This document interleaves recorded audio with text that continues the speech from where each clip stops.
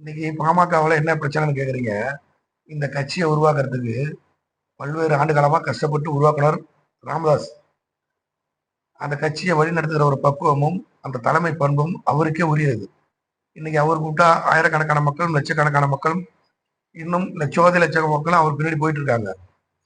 இந்த குறுகிய காலத்தில் அன்புமணி வந்து இந்த கட்சி என்னது, என்கிட்ட நீ எல்லாத்தையும் கொடுத்துடணும், நீங்களாம் ஓய்வு பெற வேண்டிய வயதெல்லாம் வந்துடுச்சு அப்படிங்கிற ஒரு காலகட்டத்தை முன்னெடுத்து நிர்பந்தத்தோட குடும்பத்தோட சில பின்னணிகள் எல்லாம் சொல்லி அவரை கை நீட்டி பேசி வன்முறையை கொடுக்குற அளவுக்கு கிட்ட போயிட்டாங்க.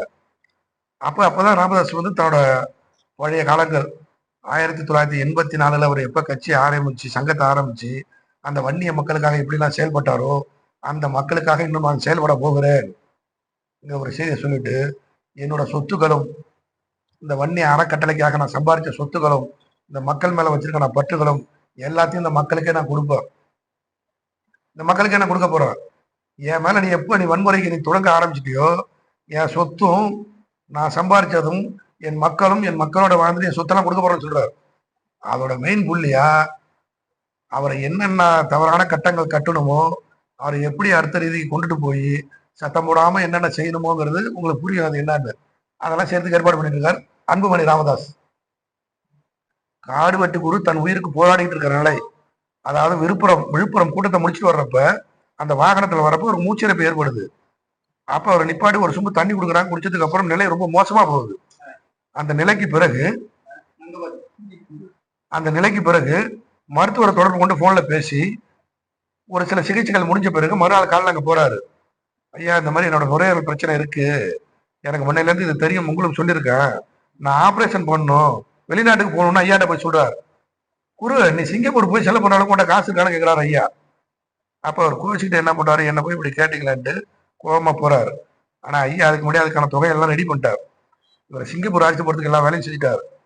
அந்த பாஸ்போர்ட் இருக்கா இல்லையா, போக முடியாதாங்கிறதெல்லாம் வந்து அன்புமணி திருப்பி உள்ள வந்து நீ எதுக்கு அத்தனை லட்சம் செலவு பண்ணணும், அவருக்கு பாஸ்போர்ட் இல்லைன்னு சொல்லு, அவர் ஆட்சிக்கு போக முடியாதுன்னு சொல்லு அப்படின்னு சொல்லி அவரை இங்கேயே தங்க வச்சு காடு வெட்டி குருவை மருத்துவ கொலை செய்தது அன்புமணி ராமதாஸ் தான்.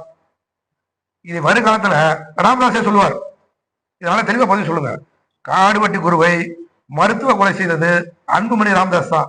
இதை நான் இப்ப சொல்ல, மே 25 செத்து போனார். 2007 வருஷம் ஆகுது. 7 வருஷத்துக்கு முன்னாடியே அவர் சாகப்போற 15 நாளைக்கு படி சொல்றார். அவர் செத்து போயிட்டார். செத்து 10 நாளாவது சும்மா ஆஸ்பத்திரியில் வச்சுட்டு பூச்சாண்டி காட்டினாங்க. அதாவது முன்னாள் முதலமைச்சர் ஜெயலலிதா இறப்பு போல இந்த இறப்பும் அப்படியே உள்ளார வச்சுட்டு பூச்சாண்டி காட்டி எல்லாரையும் சுத்தி இருக்கிறவங்களாம் ரெடி பண்ணி காவல்துறையெல்லாம் முடிச்சுக்கிட்டு இங்க போனா எந்த கலவரமும் வராத அளவுக்கு எல்லாம் பண்ணிட்டு அன்னைக்கு ராமதாஸை கையை கட்டி வாயை பொத்தி ஊனமா இருக்க வச்சுட்டாங்க. அன்னைக்கு செத்து போயிருந்தார் ராமதாஸ். உண்மையிலே ராமதாஸ் நல்ல மனுஷா. என்ன சொல்றாருன்னா, இன்னைக்கும் காடு வெட்டி குரு இருந்தா என் மேல நீ கையை வச்சிருப்பேடான்னு கேட்கிறார்.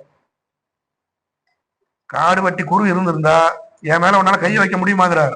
என் மூத்த போட அவனு இப்ப சொல்றார், காலம் கடந்து சொல்றார். அன்னைக்கும் சொன்னார், இன்னைக்கு சொல்றார், நாளைக்கு சொல்லுவார், இதுக்கப்புறம் சொல்ல மாட்டார். சரியான வழக்கம் புரிஞ்சுக்கணும், நல்லா புரிஞ்சுக்கணும். அந்த ஆள் இருக்கிறது இன்னும் 2 மாசமா 3 மாசமா தெரியல. அப்ப அவருக்கு முடிவு பண்ணிட்டாங்க, முடிச்சிருவாங்க, அவரையும் முடிச்சிருவான்ட்டு முடிவு பண்ணிட்டாங்க. அவர் இருக்க போது 2 மாசமோ 3 மாசமோ 3 வருஷமாலாம் தெரியாது. என் பின்னாடி நிற்கிறவங்கலாம் ஒரு வாய்ப்பு உண்டு. பொறுப்புக்கும் பதவிக்கும் பணத்துக்கும் என் பின்னாடி எவன்லாம் வரீங்களோ அவங்க எல்லாம் நிக்கலாம். இன்னைக்கு நிக்கிற ஒரு பெயரும் கட்சி ஆரம்பிச்சு கட்சிக்காக உழைச்சி இன்னைக்கு மருத்துவர் ராமதாஸோட கால் படாத இடமே கிடையாது தமிழ்நாட்டுல. எல்லா கிராமத்திலையும் அன்புமணியோட கால் எந்த கிராமத்துல படிச்சாலும் கிடையாது. சேரியிலையும் பாமர மக்கள் இருக்கிற இடத்துலையும் முடியாத மக்கள், ஒடுக்கப்பட்டவர்கள், தாழ்த்தப்பட்டவர்கள், முடியாத மக்கள், ஏழை இளைய மக்கள் இடத்தெல்லாம் அன்புமணி போயிருக்கவே மாட்டார். தொட்டா திட்டு கையை துடைப்பார். இவனா கூட்டு வந்து இல்ல அதை ஊத்த சொல்லி துடைப்பார்.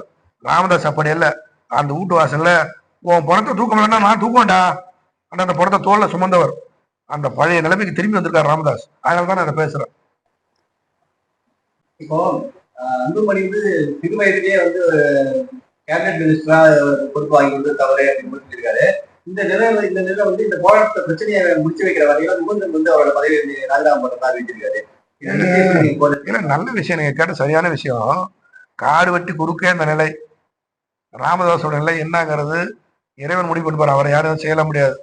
தள்ளாடதான் இளமையெல்லாம் தாண்டி இளமையெல்லாம் சந்திச்சுட்டு இளமையிலே வாழ்ந்து இளமையோட பக்குவம்லாம் என்னன்னு தெரிஞ்சுட்டு இன்னைக்கு முதிர்ச்சி அடைஞ்சிட்டார். அவர் வாழ போற காலம்ங்கிறது வந்து நம்ம யாரும் முடிவு பண்ண முடியாது, அதை இறைவன் முடிவு பண்ணும். அவருக்கே அந்த நிலைமைங்கிறப்ப அவருக்கு பிறகு நான்லாம் என்ன செய்ய முடியும் அப்படிங்கிற ஒரு கட்டம் வர்றப்ப தங்கச்சி, அக்கா, அக்கா மாமா, மச்சான், மாமா, இன்னைக்கு பல்வேறு கட்டமான கோடிக்கணக்கான சொத்துலாம் இருக்கு. அது யார் பேர்ல இருக்குன்னே தெரியல. எல்லா கையும் அன்பு, எல்லாத்தோட டாக்குமெண்ட்ஸ் எல்லாம் அன்புமணிக்கிட்ட இருக்கு. அப்ப என்ன பேசுவாங்க அவங்க? அவங்க குடும்பத்துல அப்பப்ப பெரிய விஷயம் நடக்கும். காடு வெட்டியார் கோச்சிட்டு வெளில வந்துருவார். காடு வெட்டியார் கோச்சிட்டு, ஐயா நீங்க இந்த சமுதாயத்துக்கும் இந்த மக்களுக்கும் ஒரு சில ஒரு சாதகமான சூழ்நிலை வர்றப்ப கூட நீங்க தலை வணங்கி போயிடுறீங்க ஐயா. என்ன பண்ண சொல்றேன் என்னால? என் பொண்டாட்டி ஒரு பக்கம், புள்ள ஒரு பக்கம், பொண்ணு ஒரு பக்கம், குடும்பம் எல்லாம் என் காலில் விழுந்து அழுவுது. நீ வந்து பேசு அப்படிங்கிற சொல்ல அப்பயே இருந்தது அந்த சமாதான சூழ்நிலை. அப்ப குடும்பத்தின் நிர்பந்தத்தினாலதான் வந்து அவர் அன்னைக்கு அந்த கூட்டணிக்கு போனார். உண்மை அதுதான். அவங்களுக்கு தேவைன்னா காலை பிடிச்சிட்டு அழுவாங்க, தேவையில்லைங்கிறப்ப அவரோட கதையை முடிக்கிறதுக்கு அடுத்த ஏற்பாடுலாம் பண்ணுவாங்க. அதை நல்லா தெளிவா சொல்றேன் கேளுங்க. அதை மட்டும் நல்லா போடுங்க வேகமா. வெகு விரைவில் ராமதாஸ் உயிருக்கு ஆபத்து இருக்கு. அன்புமணியால ஒரு பக்கம் இருந்தாலும் அன்புமணி பொண்டாட்டியால ஆபத்து இருக்கு. இப்ப ஐயா மைக்ல சொல்லாத பேட்டி கொடுக்காத ஒரு விஷயத்த சொல்றாங்க. என்னால் என் கட்சிக்காக, நான் உழைச்ச கட்சிக்காக, உருவாக்கப்பட்ட கட்சிக்காக அந்த 27 பேருக்கும் எல்லா குடும்பத்தையும் போய் சந்திப்பேன். அவங்களுக்கெல்லாம் என்னென்ன செய்யணுமோ செய்வான். என் சொத்துல அவங்களுக்கெல்லாம் பங்கு உண்டு. அவங்களுக்கு என்னென்ன பண்ணணுமோ அது வேலையா இருந்தாலும், மருத்துவம் இருந்தாலும், உதவியா இருந்தாலும் எது வேணாலும் பண்ணுவாங்கிற செய்தியை எல்லாருக்கிட்டையும் சொல்லிட்டு இருக்காரு. அதை விரைவில் செய்வாருங்கிறத நாங்கள் எல்லாம் எதிர்பார்க்கிறோம்.